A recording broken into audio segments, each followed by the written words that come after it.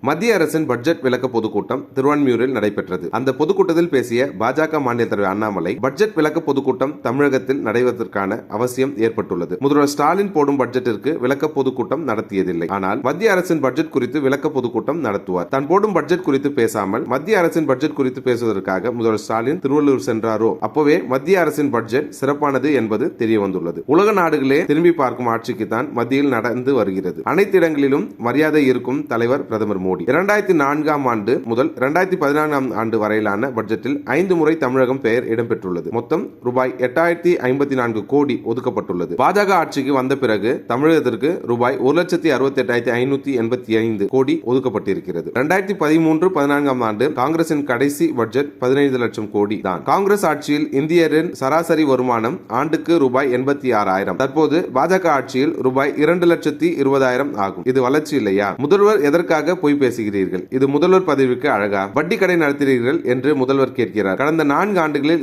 2,64,000 கோடி நிதி பகிர்வு கொடுக்கப்பட்டிருப்பது வட்டியா? ஏழை எளிய மக்களுக்கு வீடு கட்டி கொடுப்பது வட்டியா? விவசாயிகளுக்கு வங்கி கணக்கில் பணம் செலுத்துவது வட்டியா? உட்கட்டமைப்பு வசதியை மேம்படுத்த மாநில அரசுக்கு உதவுவதற்காக வட்டி இல்லாத கடனை கொடுப்பதை விமர்சிக்கிறீர்கள். பொய் சொன்னாலும் பொருந்த சொல்லுங்கள். பார்லிமெண்டில் தொகுதி பிரச்சனைகளை பேச சொன்னால் சம்பந்தம் இல்லாத கேள்விகளை திமுக எம்பிகள் கேட்டு வருகின்றனர். ஒரு மனிதனுக்கு எப்போது வாய்க்கொழுப்பு அதிகரிக்கிறதோ அழிவு ஆரம்பமாகி விட்டதாக அர்த்தம். உங்கள் கட்சியில் தான் துண்டை போட்டு நீங்க உங்களுக்கு பிறகு உதயநிதி, இன்ப நிதி என்று உங்கள் குடும்பத்தினரே தலைவர் பதவியில் இருக்க போகிறாங்க. பாஜக தலைவராக தொடர முடியாது என்பது எனக்கு தெரியும். இந்த கட்சியை பொறுத்தவரையில் ஒருவரே பதவியில் நீடிக்க முடியாது. ஆனால் அண்ணா அறிவாலயத்தில் உள்ள ஒவ்வொரு செங்கலையும் உறவி எடுக்கும் வரை இங்குதான் இருப்பேன். ஊழல் பெருச்சாளிகள் 35 அமைச்சர்கள் 2026 சிறைக்கு செல்வதை பார்ப்பதற்கு நான் இருப்பேன் என்று அண்ணாமலை பேசினார். 1949 ஆண்டு அறிஞர் அண்ணாவால் திராவிட முன்னேற்ற கழகம் உருவாக்கப்பட்ட பொழுது கட்சி பணிகளுக்காக ஒரு அலுவலகம் தேவைப்பட்டது. அதனால் 1951 ஆண்டு ராயபுரத்தில் ஒரு சிறிய கட்டடம் கட்டப்பட்டது. அதுதான் அப்போதைய திமுக அலுவலகம். திமுகவின் அந்த கட்டடத்திற்கு பெருஞ்சர் அண்ணாவால் அறிவாலயம் என்று பெயர் சூட்டப்பட்டது. பின்னாளில் கட்சிக்கு தேவைக்கு ஏற்றவாறு கட்டடம் தேவைப்பட 1964 தேனாம்பேட்டையில் அண்ணா அறிவாலயம் கட்டப்பட்டது குறிப்பிடத்தக்கது.